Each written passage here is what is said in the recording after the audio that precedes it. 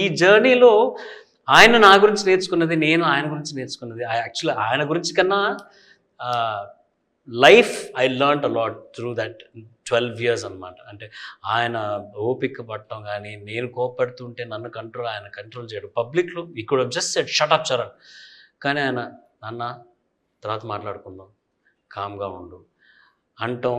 అది దాని తర్వాత కూడా he did not show his anger at మీ.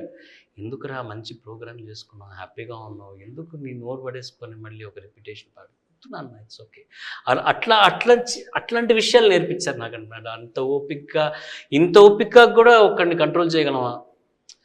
ఆయన మంచితనంతో నేను ఆఫ్ చేసేస్తాడు. అట్లాగే మనం ఎదురు మాట్లాడాలనుకున్నా కూడా వద్దు నాన్న, నన్ను మాట్లాడిన ఒక 2 నిమిషాలు.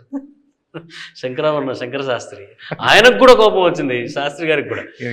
సుబ్రహ్మణ్యం గారికి అసలు ఎప్పుడు కోపం నేను చూడలేదు. చాలా కంపోజ్డ్గా ఉండేది ఆయన స్టేజ్ కానీ లేదంటే ఆఫ్ ద స్టేజ్ కానీ ఎప్పుడు కూడా.